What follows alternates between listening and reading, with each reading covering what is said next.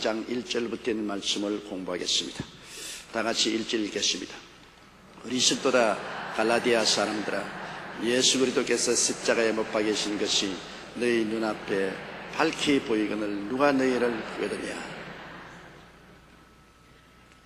바울 선생께서 갈라디아 교인들을 보고 탄식을 했습니다. 바울 선생이 성령의 능력과 권세로 우리 주 예수 그리스도께서 우리를 구원하기 위해 십자가에 못 박여 몸을 찢고 피 흘린 것을 분명하게 가르쳤습니다.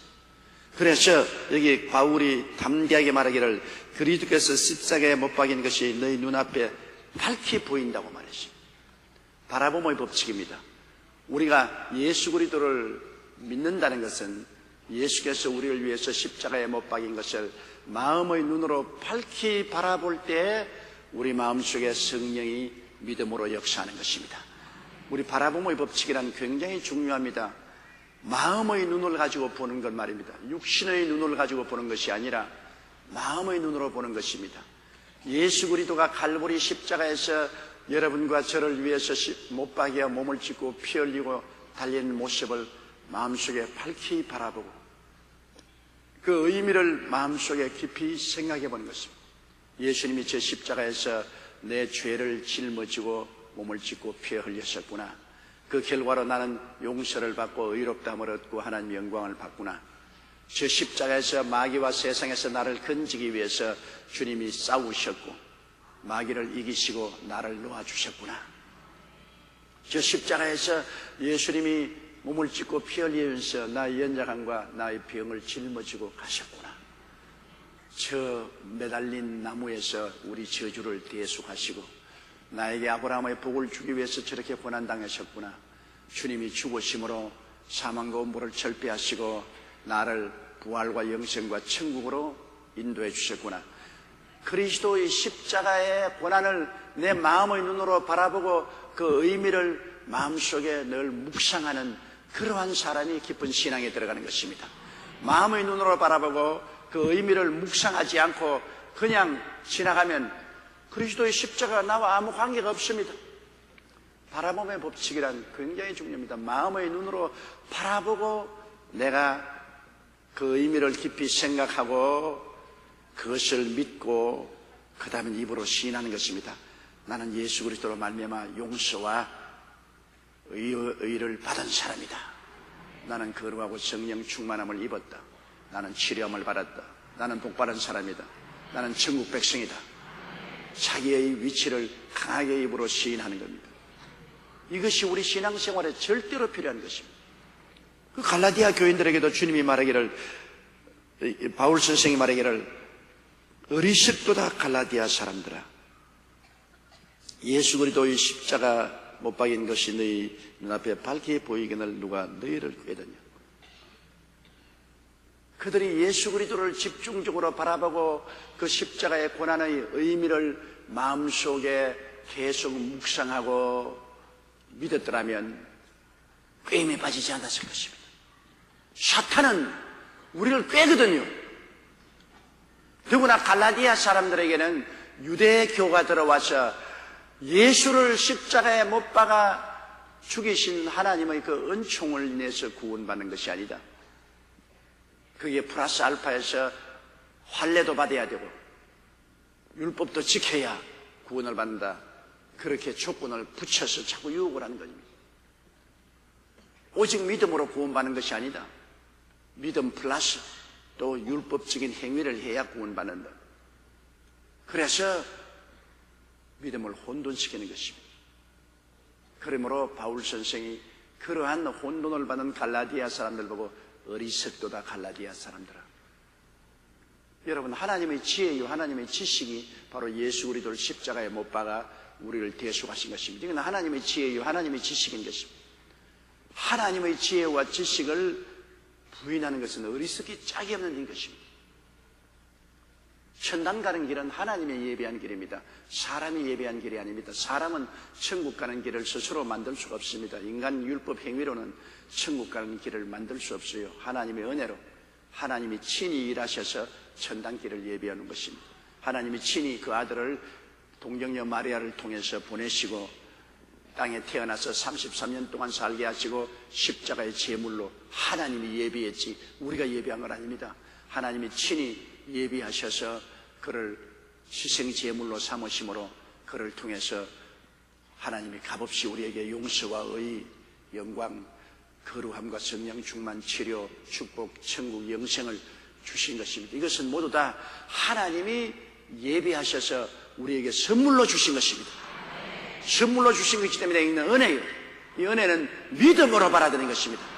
은혜에 무엇을 보태려면 굉장히 신뢰가 되는 것입니다. 은혜로서 선물로 주는데 그것을 값을 주고 사겠다면 은혜가 은혜되지 않지 않습니까? 여러분, 자식을 부모님들이 눈물과 피와 땀으로 길렀는데 나중에 자식이 돈 10원 가지고 와서 여태까지 키워준 공로를 갚겠습니다 하고 여러분에게 10원을 주면은 감지덕지하고 받을 사람 손 안 들어보세요. 한평생을 희생하면서 자식을 키워놓는데 그것도 돈 100억은 같으면 몰라. 10원짜리 가지고 와서 내 이제까지 길러준 공로를 값으로 내가 갚을 테니까 받았어요 하고 10원짜리 내놓으면 부모가 얼마나 모욕감을 느꼈습니까? 부모의 사랑과 헌신을 값으로 계산하지 못하잖아요. 그걸 10원짜리를 내놓고 갚으려면 부모의 은혜를 짓밟는 행동인 것입니다. 괘씸하고 고약한 놈 아닙니까? 예수 그리스도의 생명을 바쳐서 우리에게 하나님이 구원의 은혜를 주셨는데 우리가 행위라는 것은 10원도 안 됩니다. 10전도 안 돼요. 1전도 안 됩니다. 땡전도 안 됩니다. 그런 걸 가지고서 이 값을 받고 그 구원을 내게 파세요. 하나님이 진노하십니다. 야, 안 줬으면 안 줬지. 너에게 땡전 받고서 내 아들의 생명을 내가 팔아먹겠느냐. 아예 집어치워라. 율법 행위로 구원받으려고 하는 사람은 하나님에 대한 굉장한 모욕입니다. 하나님이 어마어마한 희생으로 구원을 예비해 주셨는데 이걸 감히 인간의 더럽고 추악하고 보잘것없는 행동을 대가로 주고 받으려는 것은 하나님의 은혜에 대한 모욕이요, 하나님의 얼굴에 침을 뱉는 것입니다. 어마어마한 범죄 행위인 것입니다. 그렇기 때문에 바울 선생이 어리석도다 갈라디아 사람들아, 어떻게 그렇게 어리석냐.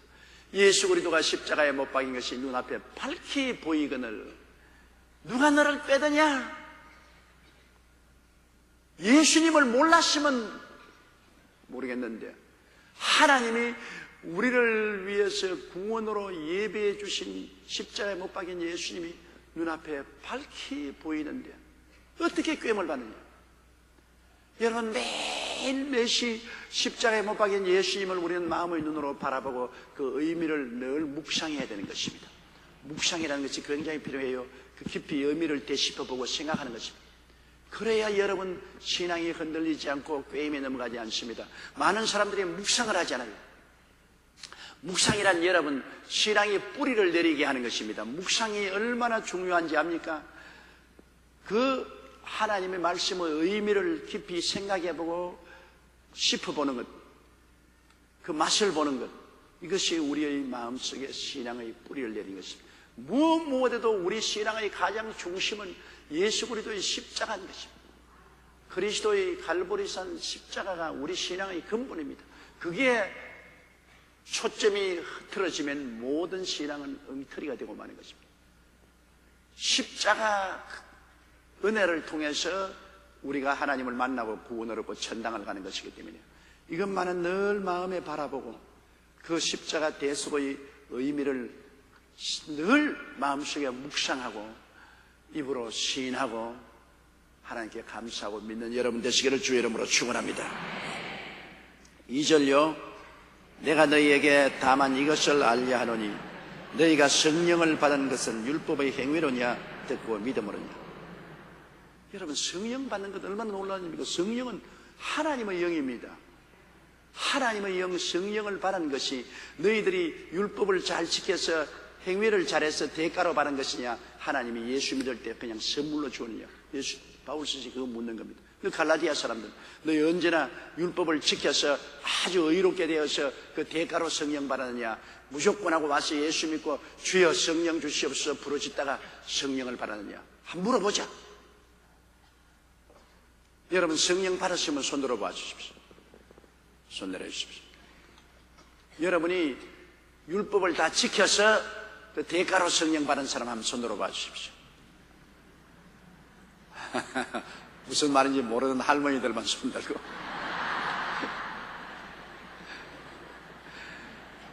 율법을 지켜서 대가로 성령 받은 사람 없어요. 무조건 하고 와서 회개하고 예수 믿고 성령 달라고 부르짖어서 선물로 받았지. 성령을 받고 나면 하나님께서 우리에게 특별히 보통 신자보다 하나님과의 한 계단 높은 교통을 주십니다. 그것이 방언입니다. 방언은 주님과 한 계단 높은 교통인 것입니다. 우리가 어떻게 교제합니까? 말로서 교제하지 않아요. 말로서. 서로 말하지 않으면 교제가 되지 않지 않아요. 몇 년 전에 우리 60이 넘은 권사님이 찾아와가지고서 목사님, 나는 우리 남편하고 이혼할래요. 그래서 아니 60이 넘어서 무슨 이혼을 합니까? 나는 60이 넘어서 이혼하려고 기다렸습니다. 아들, 딸 시집 장가 다 보내고 난 다음에는 그 영감태기하고는 더 안 살기로 결심을 했습니다. 왜 그러십니까? 시집 온 그날부터 오늘까지 하루에 나에게 2마디밖에 안 합니다. 내가 무슨 말을 중얼거려도 가만히 듣고 앉아있고 하루에 2마디밖에 안 합니다. 그럼 무슨 2마디입니까? 밥 줘, 자자. 그 이외에는 일절 말을 안 합니다. 사람이 미칩니다. 미쳐. 내가 그냥 고함고함을 치고 욕을 하고 싸우자고 달라들어도 아무리 애들이 오늘 이것을 했고 저것을 했고 이야기해도 이거는 하는 말이 점잖아서 그런 게 아니라 나를 미치게 만듭니다. 나를 인간으로 취급을 하지 않습니다. 내가 인간인 것 같으면 나하고 말을 해야지. 싸움을 하더라도 말을 해야지. 대화가 안 되니까 내가 이혼을 하고 싶어도 자식들 때문에 뭘 했는데 이제 자식들 다시 입장을 보냈으니 이제는 이혼하랍니다.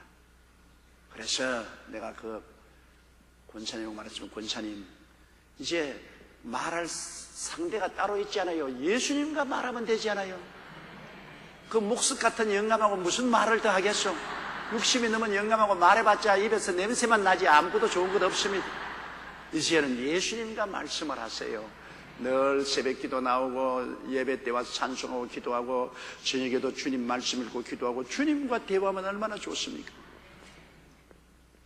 여러분, 일반적으로 우리가 그리스도와 대화하는 것하고 그 다음 성령을 받고 난 다음 방언으로 대화하는 것은 질적으로 다릅니다. 방언으로 대화하는 것은 하나님과 비밀을 말합니다. 일반적인 사람하고 비밀 말합니까? 비밀이라는 것은 친해야 말하지, 친하지 않은 사람하고는 비밀 말 안 해요. 방언이란 내 영이 하나님과 더불어 비밀을 말하는 것입니다. 하나님과 상당히 친해진 것입니다. 성령 받고 방언 말하는 것은 친해집니다. 비밀을 말하기 때문에 나도 못 알아듣죠. 내가 알아들으면 비밀이 아니죠. 보통 기도는 내가 다 알아듣잖아요. 내가 알아듣는 기도니까 마귀도 다 알아들어요. 방언 기도는 내가 못 알아듣기 때문에 마귀도 못 알아들어요. 내 영이 하나님과 직접 이야기하는 것입니다. 내 영이 성령으로 말미암아 내게 필요한 것과 내가 해야 될 일을 하나님께 직접 구하는 것입니다. 하나님과 비밀 통로가 있으니까 하나님과 그만큼 가까워지는 것입니다. 그렇기 때문에 예수 믿고 성령 받은 사람에게는 하나님이 꼭 방언을 주셔서 하나님과 비밀 통로를 만들어주는 것입니다. 너는 나하고 언제든지 비밀로 이야기할 수 있다. 그리고 성경은 말하기를 방언은 방언한 자의 덕을 세운다. 덕을 세운다는 것은 마음속에 믿음을 자라게 한다. 보통 말로 해도 기도를 많이 하면 믿음이 자라는데 방언을 말하는 자는 자기의 덕을 세우고 예언을 한 자는 교회의 덕을 세운다고. 자기의 마음의 믿음이 자라게. 그러므로 성령을 받은 것이 무슨 특권이 있느냐? 주여 주여 불러 고함만 치고 지가 뭘 잘한, 그거는 오해입니다. 하나님이 보통 성도보다도 하나님 앞에 기도할 수 있는 확실한 자리를 마련해 주었는데, 오늘날 예수 믿는 사람들이 성령 받고 난 다음 이것을 행하지 않아요. 성령을 받고 난 다음에도 안 믿은 사람처럼 그대로 행동하고 있죠. 성령을 받아서 하나님이 방언의 은사를 주었으면 하루에 적어도 30분 이상 방언으로 기도해야 되는 것입니다. 하나님과 비밀로 기도를 해야 돼요. 왜 하나님이 주신 이 귀한 기도의 언어를 안 씁니까? 하나님과 교통할 수 있는 귀한 기도의 언어인데요. 말로서 기도하고 방언으로 기도하고, 이 방언 기도를 통해서 하나님과 한 30분 동안 깊은 비밀의 기도를 하면은 그만치 믿음이 자라고, 그다음치 하나님과 가차워지고 하나님의 영광이 더 크게 나타나고 마귀의 역사가 더 물러가는 것입니다. 방언 기도 참 중요합니다. 예수님은 성령 받게 하고 방언을 주시고 난 다음에 주님은 방언으로 교통하기를 굉장히 기다리시는 것입니다. 그런데 대다수 교인들이 그냥 아예 성령 받고 방언을 하면서 조금 있다가는 그걸 거두어다가 가락에 넣어버리고 맙니다. 뭐 안 해요. 오늘 나는 여러분에게 말합니다. 여러분이 하나님의 은혜로 성령 받았으면 방언 기도를 한 30분 이상은 하세요. 그냥 못 알아들으니까. 못 알아들어야 비밀이 되지, 알아들으면 비밀이 안 되지요. 여러분 생활 속에 도저히 상상할 수 없는 어려운 문제들이 많이 있잖아요. 그거를 하나님과 비밀이 말해주는 것이 방언인 것입니다. 하나님이 비밀적으로 여러분의 영을 통해서 하나님과 의논하고 이야기해서 내 생애 속에 문제들이 해결되게 만드는 것이 방언입니다. 성경은 우리가 마땅히 빌 바를 알지 못하나 성령이 말할 수 없는 탄식으로 우리를 위하여 간구하신다고 말하는 것입니다. 그게 바로 방언 기도인 것입니다. 우리가 뭘 기도할지 모르지 않아요. 그럴지라도 성령이 직접 말할 수 없는 탄식으로 우리를 위해서 간구하신다. 이 귀한 기도의 언어를 왜 등하시합니까? 기도의 언어 너무나 귀하죠. 사람들은 요새 영어 배우려고 눈에 불을 켜고 있어요. 영어 하지 않고는 장사도 못해 믿고 지위도 올라가지 아니하고 이 국제적인 사회 속에서 아무 일도 못해요. 요새 젊은 세대가 영어 못하면 휘먹고 눈 먹고 벙어리 된 거가 한 가지인 것입니다. 그래서 결사적으로 자녀들에게 영어 가르치려고 애를 쓰는데, 여러분 천국말이 방언인데요, 하나님과 직접 교통하는 방언이 얼마나 좋아요. 기가 막히게 좋은 겁니다. 하나님과 교통하는데, 세계와 교통하기 위해서 영어 하려고 하는데 하나님과 교통하는 비밀적인 언어, 일반적인 언어가 아닌 비밀적인 언어가 방언인데 왜 이것을 안 사용해요? 마귀는 이거 쓰기를 원치 않습니다. 비밀로 하나님께 이야기하니까 자기는 못 알아들으니까 아무 대책을 세울 수 없죠. 대책이 없어. 방언한 사람 보고는 마귀가 와서 참 속수무책이네. 저 무슨 말인지 알아야 내가 도적질하고 죽이고 멸망시킬 계획을 세우지 뭐 무슨 말인지 전혀 알아들을 수가 없어요. 그러므로 마귀가 대책이 없어요. 방언만 하는 사람 보고는. 이러므로 우리가 개인적으로도 방언을 많이 말하고 교회적으로도 모였을 때 방언으로 많이 기도하면 마귀가 속수무책이 되고 하늘나라가 영광스럽게 나타나게 되는 것입니다. 바울 선생은 갈라디아 교인들에게 단도직입적으로 묻습니다. 성령 받는 것이 가장 큰 은혜인데요, 사람이 하나님의 영을 받는다는 것은 가장 큰 은혜인데 이 가장 큰 은혜를 너가 행위로서 받았느냐 믿고 기도함으로 받았느냐? 믿고 기도함으로 받았으면, 믿고 기도함으로 하나님이 당신의 영을 부어주셨으면 됐지, 그게 무슨 또 행위를 더덕지를 붙이려고 하느냐, 그 말인 것입니다. 3절요. 너희가 이같이 어리석으냐? 성령으로 시작하였다가 이제는 육체로 마치겠다. 성령으로 시작했다가 육체로 마친다. 이거 정말로 참 기가 막히는 것입니다. 우리가 부정모혈로 태어난 것은 육체입니다. 육체라는 것은 영혼이 없는 것이 아닙니다. 영혼이 육체 속에 있지만은 하나님과 교통이 끊어진 육체입니다. 모든 사람들은 다 육체입니다. 그건 왜냐? 하나님과 교통이 끊어졌으니까 하나님과의 단 두절된 상태입니다. 그러나 회개하고 예수를 믿으면 성령이 오셔서 신령한 사람으로 변화되는 것입니다.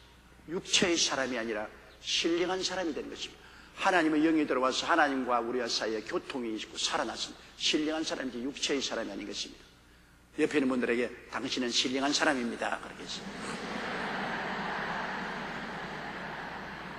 신령한 사람이기 때문에 오늘 교회에 왔어요. 신령한 말씀을 들으려고, 신령한 기도를 하려고, 신령한 찬송을 하려고 교회에 나왔지. 육체의 사람은 신령한 요구가 없어요. 영이 죽었기 때문에 신령한 말씀을 요구하지도 아니하고 신령한 기도도 필요 없고 신령한 찬송도 필요 없고 필요 없어요. 육체의 사람이니까 육체의 정욕, 안목의 정욕, 이 세상 자랑만 필요하지 육체의 요구만 있지 영적 요구가 없어요. 그러므로 육체의 사람은 반드시 지옥으로 떨어집니다. 신령한 사람은 육신의 장막지 벗어버리면 반드시 천국으로 가는 것입니다. 제가 주일날도 설교했지만은 우리 한국계 미국 자매님 7번 천당에 올라간 그 자매님이 2번 지옥을 봤는데 그 지옥에서 그 어머니와 그 친구 2사람, 조카, 아버지, 계모가 모두 다 지옥불에서 확 타면서 활짝활짝 뛰고 몸부림을 치고 고통을 하면서 살려달라고. 그걸 보고 통곡을 하고 눈물을 흘리면서 보니 예수님도 울고 계시더라. 주님, 우리 어머니 좀 어떻게 해 주십시오. 주님이 육체로 난 사람은 다 지옥으로 떨어지게 돼 있어. 신령한 사람만 천국 가고 육체의 사람은 지옥으로 들어가게 돼 있어. 육체의 사람이 천국에 들어갈 수 없고 신령한 사람이 지옥에 들어갈 수 없지 않아요. 그러니 복음을 듣지 않고 육체로서 사는 사람은 죽어서 지옥으로, 하나님 법칙이니 나도 어찌할 수 없다. 나도 불쌍하지만 너희 어머니가 평소에 살 동안에 선하고 착하고 사랑스러운 분이었지만 그거는 육체의 사람의 행동이에요. 예수를 믿기 전에는 육체의 사람이 신령한 사람으로 변화되지 않는다. 그러므로 어찌할 도리가 없다. 예수 믿기 전에는 여러분 어떠한 사람도 신령한 사람이 안 됩니다. 물과 성령으로 거듭나지 아니하면 하늘나라를 볼 수 없다고 말했었습니다. 물과 성령으로 거듭나지 않으면, 물이라는 것은 회개를 말하고 성령은 하나님의 능력, 성령으로 말합니다. 우리가 회개하고 예수를 믿으면 성령이 오셔서 우리를 신령한 사람으로 변화시켜요. 여러분은 다 예수 믿고 신령한 사람이기 때문에 아예 하늘나라 들어가는 것은 틀림없는데 육신의 장막지 벗어버리고 속사람이 하늘나라에 들어가는 게 틀림없기 때문에 죽는 걸 겁날 것 없죠. 그런데 문제는 하늘나라 맨션에 들어갈 것이냐 하늘나라 아파트에 들어갈 것이냐 그건 여러분이 알아서 해야 돼요. 내가 얼마 전에 참 놀라운 편지 하나를 받았습니다.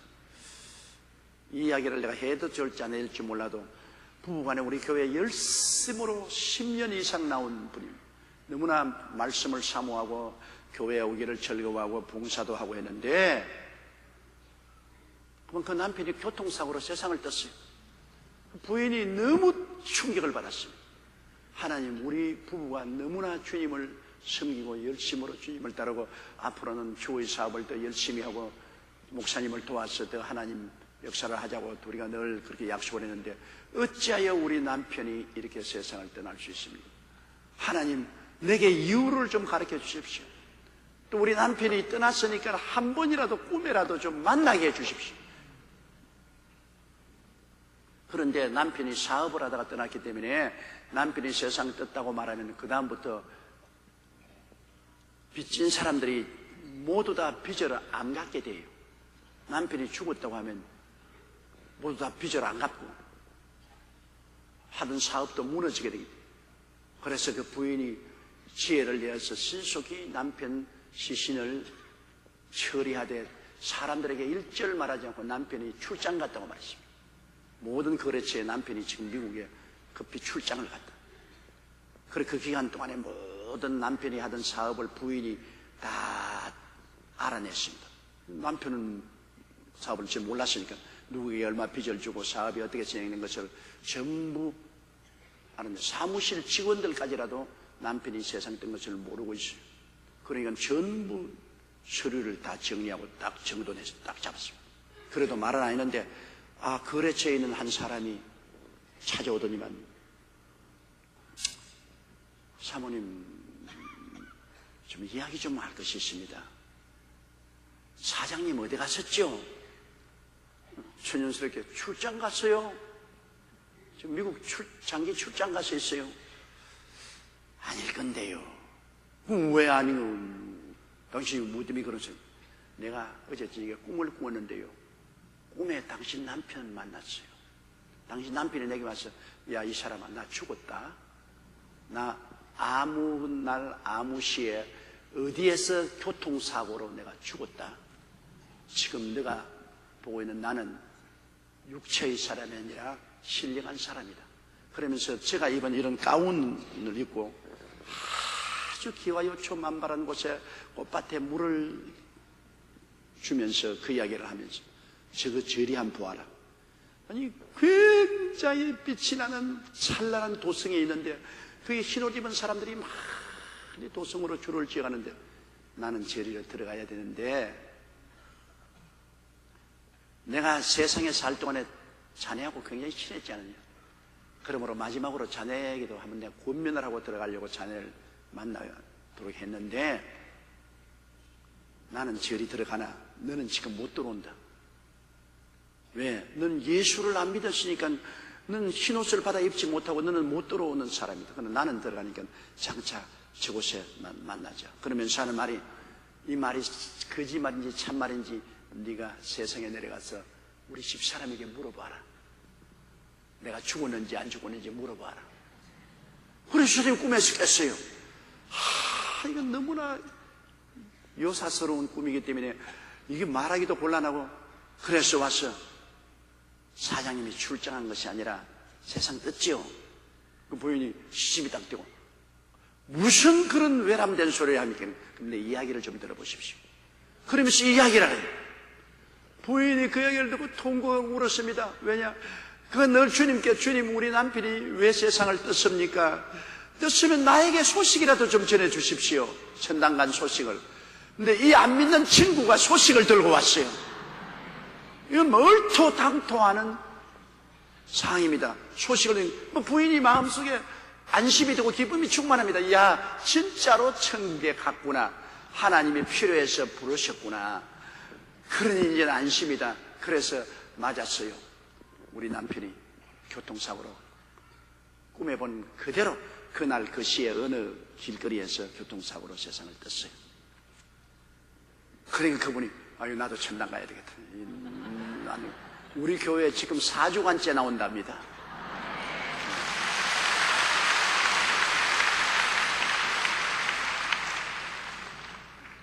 여러분 놀랍지 않아요? 예수 그리스도를 믿고 거듭난 신령한 사람은 죽는 게 별 볼일 없어요. 죽어도 언제나 천당 가니까. 바울 선생의 육신의 자막지 벗어버리면 손으로 짓지 않은 영원한 집이 우리에게 있다고 말했습니다. 이 세상 삶은 그림자와 같고 저 세상은 온전한 세상 같습니다. 세상이 꿈꾸는 것 같으면 저 세상은 깨어있는 세상인 것입니다. 이 세상은 천국의 모형이요 천국은 본체인데 얼마나 아름다운 것입니다. 그러므로 예수 믿는 여러분은 있든지 가든지 주님 섬기고 충성하게 살면 되는 것입니다.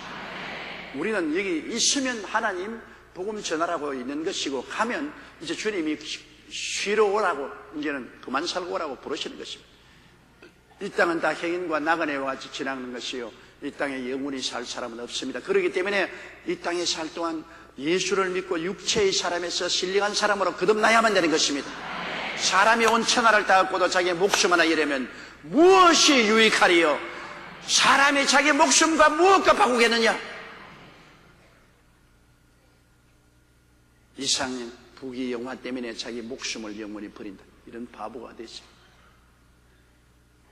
영원히 버림받아 지옥에 영세 뭉토록 불탈 것인데 그것을 두려워하지 아니하고 이 땅에서 거듭거듭 복음을 전해도 거역하는 것은 너무나 어리석어.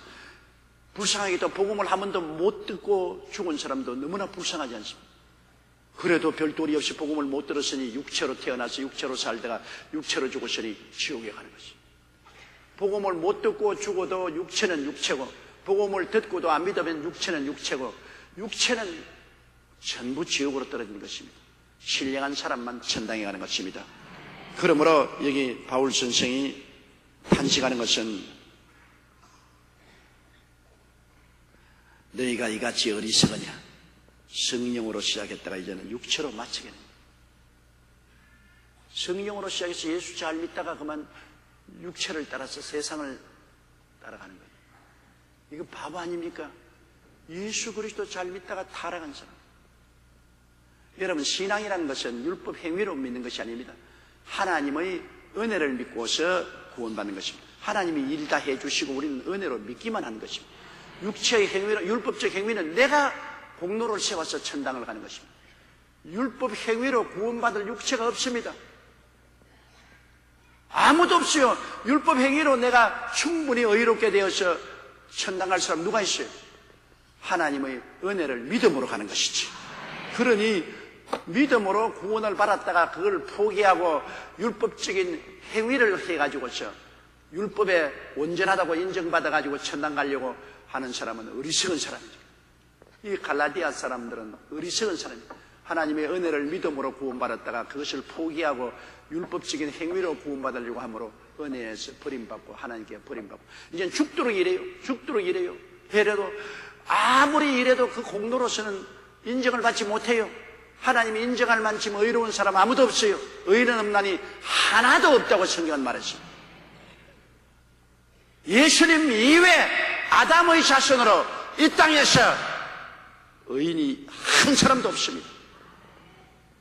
예수 믿은 사람만이 그리스도의 은혜로 용서받는 의인이 되는 것이지 율법 행위로 의롭게 되는 사람은 없는 것입니다. 4절요. 너희가 이같이 많은 괴로움을 헛되이 받았느냐? 과연 헛되냐? 괴로움이란 그들 처음 예수 믿을 때 핍박받은 거 말합니다. 갈라디아에서 처음 예수를 믿을 때 유대인에게 핍박당하고 이방인에게 핍박당하고 많은 고통을 당했는데 이 핍박을 당하면서 예수 믿고 난 다음에 나중에 그리스도를 떠나게 되니 헛된 일 아닙니까? 여러분, 우리는 편안하게 오늘 예수 믿지만 우리 한국에 100년 전에 그리스도의 복음이 들어왔을 때 정말 어마어마하게 핍박받았지 않습니까? 카톨릭교는 바로 저 절두산에서 3,000명 이상의 목이 날아갔어요. 수많은 순교를 당했어요. 그리고 일정 시대에 얼마나 많은 교회가 문을 닫히고 장로, 집사, 권사, 평신도들이 신사참배를 거부하다가 감옥에 들어가서 순교도 하고 병신도 되고 그 많은 핍박을 받아요. 그러다가 변절해서 그리스도를 버린다면은 천당길을 들어섰다가 지옥으로 돌아서는 얼마나 어리석고 불쌍한 일이 생기겠습니까? 변절하지 말아야 돼요. 한번 예수를 믿었으면 끝까지 믿는 겁니다. 그 천당길을 들어섰으면 천당길을 계속 가야지. 천당길을 버리고 세상길을 돌았으면 세상에 그런 처참한 것이 어디 있습니까? 가룟 유다와 같이 예수님의 12제자 중에 한 사람으로 따라왔다가 변절해서 그리스도를 배반하고 그는 영원히 지옥불에 타고 있고 의의 도를 몰랐다가 그랬으면 모르겠지만 환히 알고 있다. 거기서 타락해서 지옥으로 들어가는 것은 너무나 큰 비극인 것입니다. 5절요. 너희에게 성령을 주시고 너희 가운데서 능력을 행하시는 이의 일이 율법의 행위에서냐 듣고 믿음에서냐. 갈라디아 교인들이 성령도 받았고 또 하나님의 기사와 이적도 많이 체험했는데 그들이 율법 행위로서 아주 훌륭한 자격을 인정받아서 성령도 받고 하나님 기사와 이적도 체험했느냐? 그러면 그는 복음을 듣고 그냥 믿고 믿습니다라고 기도해서 성령도 받고 기적을 받았느냐? 말할 필요 없죠. 우리가 성령을 받고 기적을 체험한 것은 믿음으로 했지 율법적인 행위로 된 것은 없지 않아요. 율법적 행위의 대가로서 성령 받고 하나님 기적을 받지는 못했습니다. 대가라는 것은 값을 주고 사는 것입니다. 너무 비싼 것을 우리가 살 수 있는 능력이 없지 않아요. 하나님의 은혜로 그저 공짜로 믿음으로 말미암아 받잖아요. 울어도 못하네, 힘쓰도 못하네, 참아도 못하네. 믿으면 하겠네. 믿음으로써 그 은혜를 인하여 우리가 받는 것입니다. 그러므로 언제냐 우리가 알아야 될 것은 우리는 은혜를 믿음으로 구원도 받고 축복도 받는 것이지 율법 행위로 구원을 받거나 축복을 받을 수는 없습니다. 율법 행위를 따라가는 사람은 심판을 받습니다. 율법을 다 지킬 수 없으니까 우리는 그리스도의 은혜를 값없이 다 우리 위해서 일해 주신 은혜를 믿음으로 우리는 받아들이는 것입니다. 예를 들어 말하면 내 인생 내가 산다 그러는데 내 인생 내가 살면 내가 책임 다 져야 돼요. 그러나 주님이 내 인생을 살아주면 누가 책임져 줍니까? 주님이 책임지죠. 은혜라는 것은 주님이 내 인생 살아주는 것이고 율법이라는 것은 내 인생 내가 사는 겁니다. 하나님께서 아담과 하와의 인생을 살아주실 때는 에덴 동산을 준비하고 상함도 해함도 없이 다 진선미로 준비해 주었습니다. 그래서 하나님이 아담과 하와의 인생을 살아줍니다. 아담과 하와는 믿고 순종만 하면 누릴 수 있습니다. 그러나 마귀의 꾀임을 받아서 하나님 우리 인생 우리가 살겠어요. 우리 삶을 모든 준비도 우리가 하고 우리가 다 처리하겠으니 우리 인생 우리가 살겠으니 하나님 비켜주세요. 그래서 하나님이 그럼 에덴에서 나가라. 내가 준비해 놓은 것 누리지 말고 너 인생 너가 살 것이 나가라. 아담과 하와가 우리 인생 우리가 살겠다고 나와서 어떻게 살았습니까? 자기 인생 자기가 살려고 하는데 살 힘이 있어야지. 그러므로 의롭게 살라고 해나 죄의 노예가 되고 세상과 마귀의 노예가 되고 병의 노예가 되고 저주의 노예가 되고 가난의 노예가 되고 분쟁과 시기, 분노, 질투, 죽음 완전히 자기 인생 자기 살겠다고 하다가 절단난 것은 헤엄을 칠 줄 모르는 사람이 내 인생 내가 살겠다고 한강물에 뛰어들어갔다가 뽀로로 깔아앉는 것은 정한이 치지. 헤엄 잘 치는 사람이 내 등에 엎이세요. 내가 대신 엎고 갈 테니까. 엎이만 있으면 싹싹 헤엄쳐 갈 것인데 아이 저렇게 내 인생 내가 산다. 내가 헤엄쳐 간다. 헤엄도 못 치고 개 헤엄 요렇게 하다가 그냥 볼을 빠져버린 거예요. 주님에게 엎여서 사는 것하고 내가 스스로 사는 것하고 차이가 있습니다. 엄청나게 차이가 있어요. 은혜라는 것은 주님에게 엎여서 가는 것이고 율법적 행위라는 것은 내가 걸어가는 것입니다. 나는 어릴 때 우리 할머님하고 같이 과수원에 살았는데 어느 겨울날 내가 감기가 들려서 열이 많이 나고 아주 가슴이 답답하더라고요. 그래서 나는 내 생각에 조 브라운 지식에 쥐어들었다고 지프테리아가 걸린 줄 알았습니다. 지프테리아 걸리면 목이 부어가지고서 기도가 막혀서 죽거든. 시골에는 디프테리아에 걸리면 죽어요. 그러나 내가 지프테리아에 걸렸다고 생각했는데 우리 할머니는 난 놓고 기억자도 모르는 할머니를 보고서 할머니 나 디프테리아 걸렸어. 나 죽어. 나 죽이니까는 지프테리아 걸리니까 목에 짚이 왜 들어갔어? 짚이 안 들어갔다고 벌려보라고. 짚이 안 들어갔다고. 짚이 들어간 것이 아니라 지프테리아 걸리니까 짚이 안 들어갔다고 저러고 난 지프테리아 걸렸다 그러고. 그래서 나는 내죽는다고 발구동을 치니까 우리 할머님이 이웃집에 있는 일꾼을 불러가지고서 얘가 정신이 좀 돌았다고 목에 짚이 안 들어갔는데 짚이 자꾸 들어갔다 그러니까 그럼 병원에 가자고. 그래서 그 밤에 내가 엎여서 병원에 갔습니다. 병원에 가니까 의사가 아파서 들어 누워있어요. 그러나 내가 하도 급하고 또 그 의사가 우리 아버님을 굉장히 존경하던 사람이라 자기 방에 들어오라고. 밤 11시가 넘어서 그러니까는 방에 의사가 쿵쿵 앓으면서 들어 누워가지고서 그래가 나보고 입 벌리라 그래요. 입을 딱 벌리니까 우리 할머니 옆에 있다가 지피 들었어요? 얘가 자꾸 지피 들었다 그럽니다. 그러니까 아니 지푸라기 안 들었어요. 내가 아니 지푸라기 말고 지푸테리아 말이니까 야 이 사람아 지푸테리아는 무슨 지푸테리아? 조금 편도순이 부었을 따름이다. 까딱없다. 그러고 병원 문을 나오는데 뭐 깨끗이 나와버렸어. 사람이 마음이 그렇게 중요하다고요. 어? 마음이 그렇게 중요해. 그냥 의사가 편도순이 좀 부었지 지푸테리아가 아니라 하니까 너는 뭐 깨끗이 뭐 건강하고 기분 좋더라고.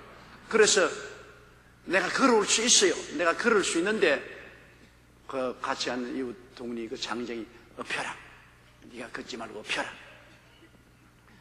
제일 처음에 엎혀서 올 때는 내가 지푸테리아 걸린 줄 알고 내가 이제 죽는다고 생각하고 엎혀가는 게 하나도 안 고맙더니만 올 때는 엎혀서 오니까 기분이 얼마나 좋던지 몰라요. 나는 고생도 아니하고 이분이 그냥 장정이 나를 업고서 시내를 건너서 골짜기를 지나 산등성이를 넘어서 그는 땀을 뻘뻘 흘리지만 나는 편안하게 왔다.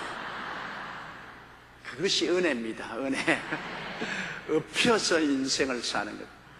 여러분 예수 그리스도의 십자가에 엎혀서 인생을 살아야 천당까지 가지. 내 발걸음으로 걸어서 가려는 사람은 백에 백 다 지옥으로 떨어지는 것입니다. 은혜를 그저 믿음으로 받아들이고 할렐루야로 따라가는 여러분 되시기를 주의 이름으로 축원합니다. 이 갈라디아 사람이 그러면 바울 선생이 가슴을 치고 이 어리석은 바보들아 예수님께 엎혀서 천당 갈 수 있는데 네 발로 걸어가겠다고 네가 천당이 어디인 줄 어떻게 알며 천당 길을 어떻게 네 힘으로 걸어가겠느냐. 이 바보야. 이 갈라디아 바보야. 이 바보야. 참으로 우리 사람들이 조금 잘못하면 바보되기 일쑤요.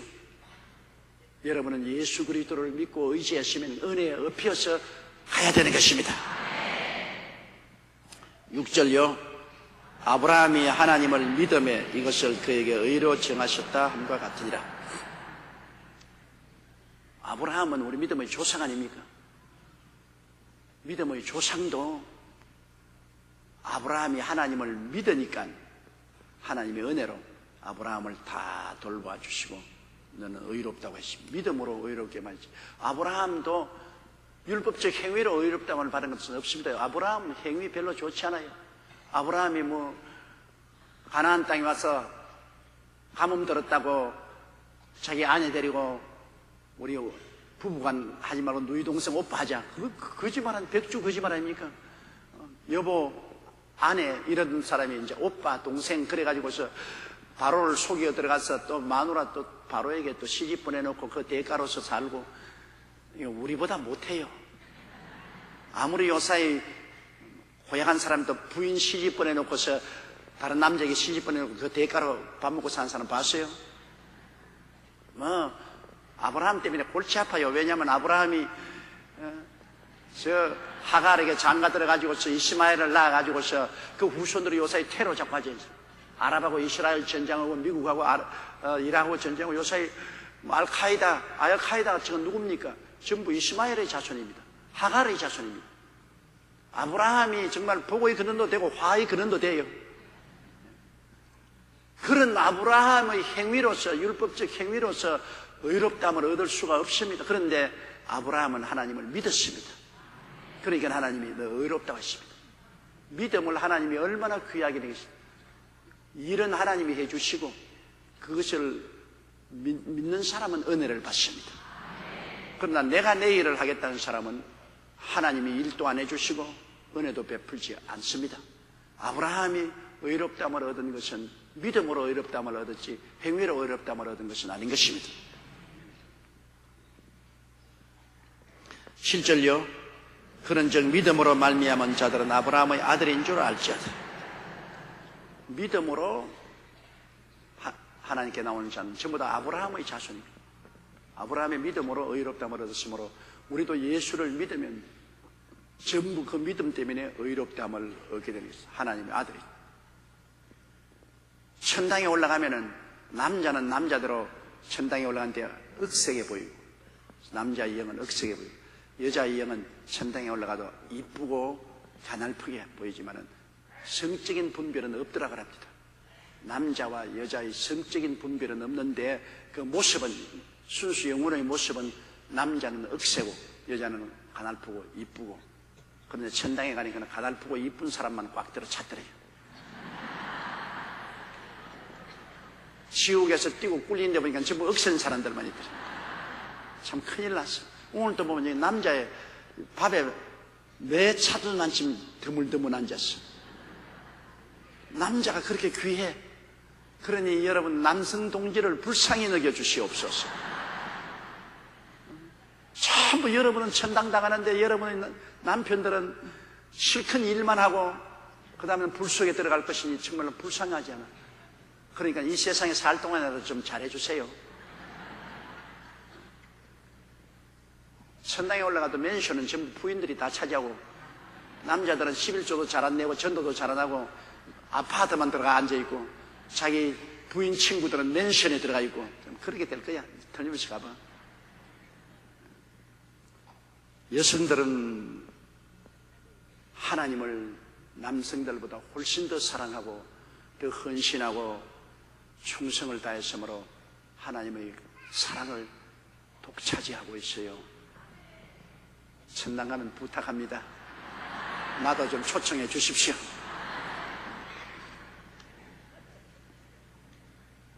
(9절) (8절요) 또 하나님이 이방을 믿음으로 말미암아 의로 정하실 것을 성경이 미리 알고 먼저 아브라함에게 복음을 전하되 모든 이방이 너를 인하여 복을 받으리라 하였다. 유대인들도 아브라함이 믿음의 조상이요 유대인의 조상이기 때문에 믿음으로 말미암아 의롭다함을 얻을 것이고, 또 우리 같은 이방인들은 육체적인 선민이 아니잖아요. 그런 우리들도 예수 그리스도를 믿음으로 말미암아 의롭다함을 얻을 것을 아브라함을 통해서 하나님이 보여주신 것입니다. 아브라함은 원래부터 유대인이 아니에요. 유대인은 아브라함의 자손이 유대인이지, 아브라함은 원래는 이방인이요, 갈대아 우르에서 있던 이방인이요, 아람 사람입니다.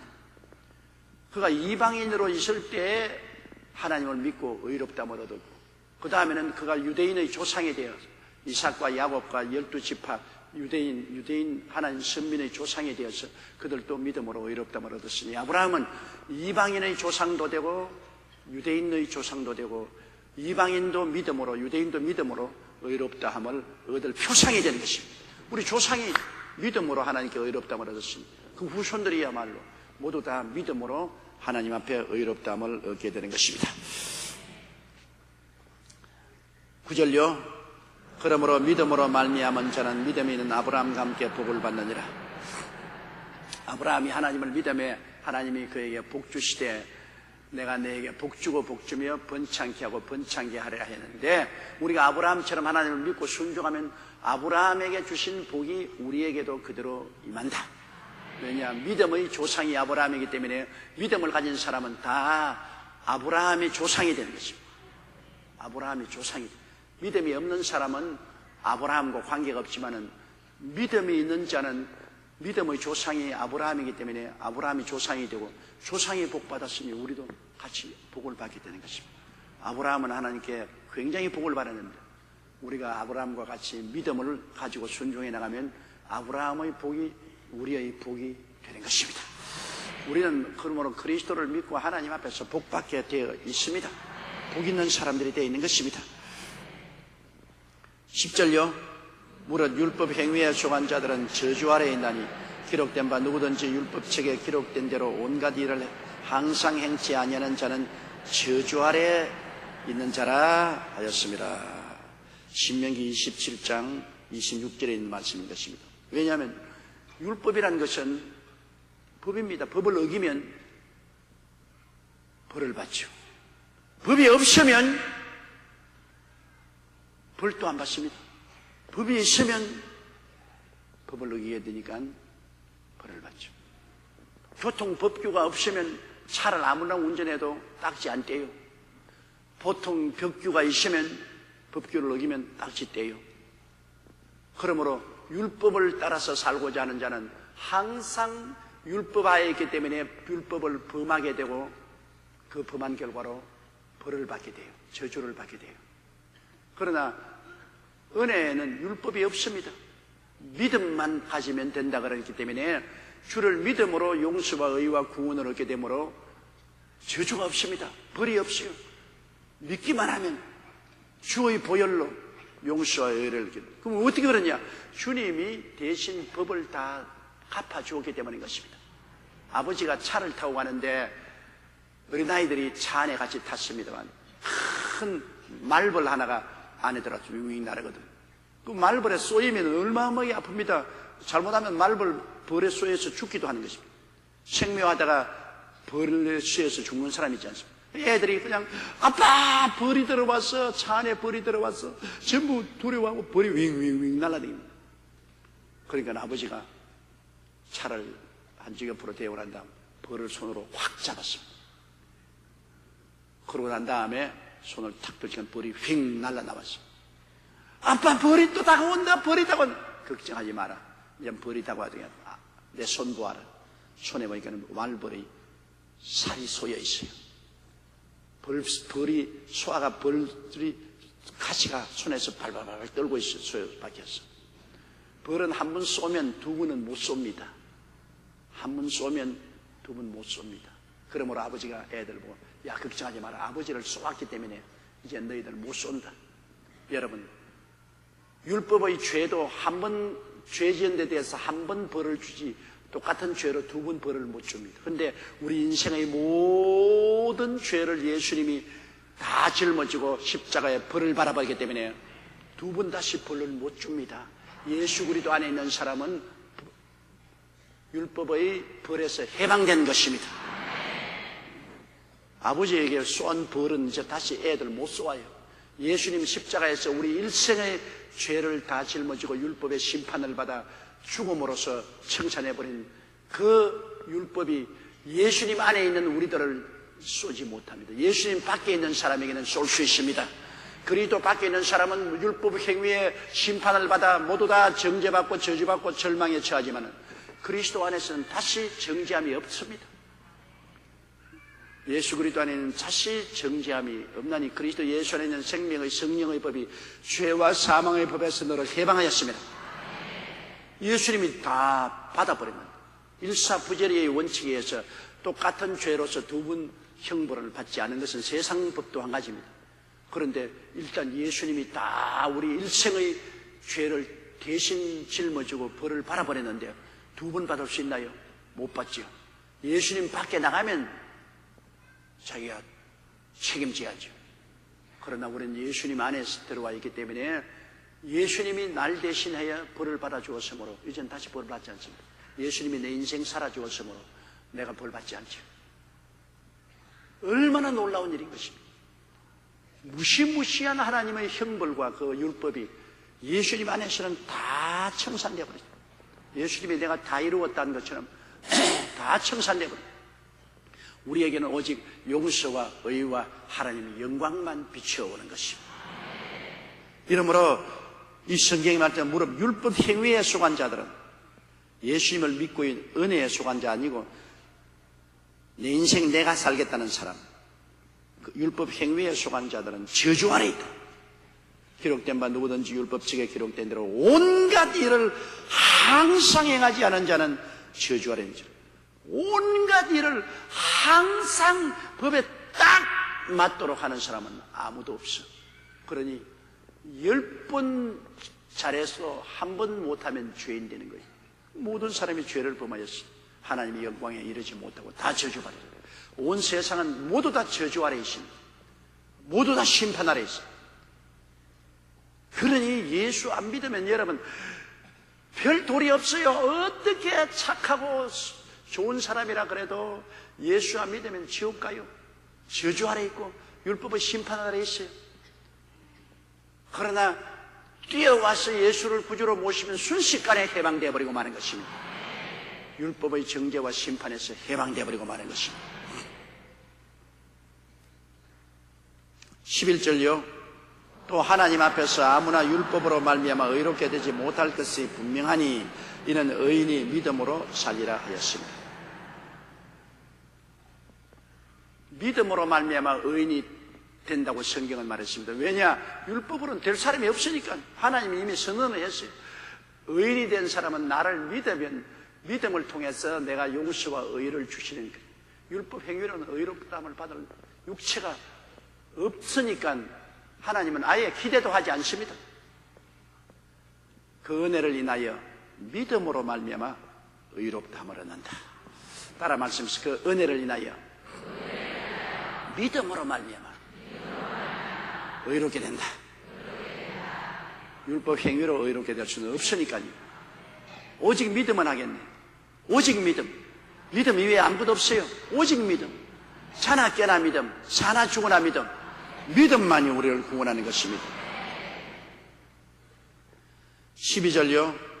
율법은 믿음에서 난 것이 아니라 이를 행하는 자는 그 가운데서 살리라 하였느니라. 율법은 행위에 속하지 믿음에 속한 것이 아닙니다. 율법은 행위에 속하는 것입니다. 행해라. 율법대로 행하라. 믿음은 주님의 은혜를 믿는 것입니다. 내 인생 살아주신 주님의 은혜를 믿는 것이고 행위에 속한 것이 아닙니다. 믿음에 속하고 율법은 행위에 속합니다. 행하라. 행하면 살리라고 말하는 것입니다. 13절요. 그리스도께서 우리를 위하여 저주를 받아서 율법의 저주에서 우리를 속량하였으니 기록된 바 나무에 달린 자마다 저주 아래 있는 자라 했습니다. 이 성경 구절은 제가 가장 좋아하는 성경 구절 중에 하나고 여러분도 필히 외워놔야 되는 것입니다. 이것보다 놀라운 성경이 없습니다. 그리스도께서 우리를 위하여 저주를 받은, 당신 위해서 저주받은 것 아닙니다. 우리 위해서 저주를 받은 바돼서 율법의 저주에서 우리를 속량했다. 율법이 우리를 죄인으로 정죄하고 심판하고 저주한 것을 대신 육신이 예수님이 십자가에서 저주를 받아 다 청천합니다. 그리스도께서 우리를 위하여 저주를 받은 바돼서 율법의 저주에서 우리를 속량했다. 값주고 산에서 기록된 바 나무에 달린 자마다 저주 아래 있는 자예요. 성경에는 저주받은 사람은 율법을 어기고 저주받은 사람은 나무에 매달아 죽이라 그랬는데 예수님이 십자가에 나무에 매달려 죽었습니다. 율법을 어겼다는 심판과 저주 때문에 예수님은 율법을 어긴 적이 없어요. 우리 대신 주님은 십자가에서 우리가 율법을 어긴 죄를 짊어지고 저주를 받아 죽으심으로 저주를 다 청산해버리고 마는 것입니다. 그래서 14절요. 이는 그리스도 예수 안에서 아브라함의 복이 이방인에게 미치게 하고 또 우리가 지금 믿음으로 말미암아 성령의 약속을 받게 하려니라. 아브라함의 복이라는 것은 믿음으로 하나님께서 아브라함에게 복 주고 복 주며 번창케 하고 번창하라 했는데 이제 우리 이방인들도 아브라함처럼 예수를 믿음으로 말미암아 아무 조건 없이 저주와 심판에서 해방을 얻고 아브라함처럼 복을 받게 만들어 주었다는 것입니다. 그렇기 때문에 같은 맥락에서 성령 받는 것도 율법 행위로 올바르게 해서 그 대가로 받는 것이 아니라 믿음으로 그냥 하나님이 성령을 주신 믿음으로. 그러므로 믿음으로 용서받고 의롭게 되고 믿음으로 성령 받고 믿음으로 병고침 받고 믿음으로 아브라함의 복을 받고 믿음으로 천당 가고 믿음으로 주님과 영원히 살게 되는 것입니다. 믿음 이것보다 더 중요한 것이 어디 있습니까? 인간의 행위로 구원받는 것이 아닙니다. 우리는 그 은혜를 인하여 믿음으로 살고 세상 사람들은 율법 행위로 사는 것입니다. 그 은혜를 인하여 믿음으로 사는 사람은 예수님께 엎혀서 살고 율법 행위로 사는 사람은 자기 발걸음으로 걸어서 갑니다. 죽음이란 그 깊고 넓은 강물을 예수님께 엎혀서는 순식간에 건너가지만은 율법적 행위로서 그 강은 건너가다가 다 빠져 죽고 마는 것입니다. 생각해 보세요. 여러분은 예수 믿고 팔자가 확 피었습니다. 앞날이 환해요. 왜? 우리에게는 부활과 영광과 천국이 환하게 보이는 것입니다. 예수님이 천국에 올라가서 우리를 위해서 천당을 예비하신 지 2000년의 세월이 지났습니다. 전지전능 무소부지하신 하나님이 2000년의 세월 동안 천국을 준비했으니 이야말로 신부와 신랑을 위해서 예비한 것도 유푼수가 있지. 어마어마한 영광스러운 처소를 예비했습니다. 천국에 올라가면 우리는 다 독수리같이 새로워져서 피곤치 않고 곤비치 않습니다. 피곤한 것은 육체가 비교하는 것인데 아무리 활동을 해도 육체적으로 피곤치 않고, 곤비한 것은 마음이 지치고 피곤하고 좌절하고 절망하는데 곤비치 않습니다. 주님이 같이 계심으로 새 힘을 얻어서 마음이 항상 독수리가 날개치며 하늘로 날아오는 것 같습니다. 야훼를 앙망하는 자는 새 힘을 얻으니 다른 박지라도 피곤치 않고 걸어가도 곤비치 아니라고 하십니다. 이 세상에서도 하나님 앙망하면 새 힘을 얻어 피곤치 않고 곤비치 않은데, 천당에 올라가면 여러분이 다 이 장막집을 벗어버리면 여러분 다 30대 모습으로 나오는 것입니다. 실제는 육신의 장막집에 여러분 감추어 있어 그렇지, 우리 속사람은, 하나님이 지은 원래의 속사람은 30세 이상 늙지 않습니다. 젊음을 가지고 있습니다. 싹 육체가 열리면 속에서 속사람이 나오면 젊으다, 전부 다 30대 청춘이요. 그래서 피곤치 않고 곤비치 않고 주님이 예비한 영광스러운 처소에서 영원히 즐겁게 살게 될 것을 생각합니다.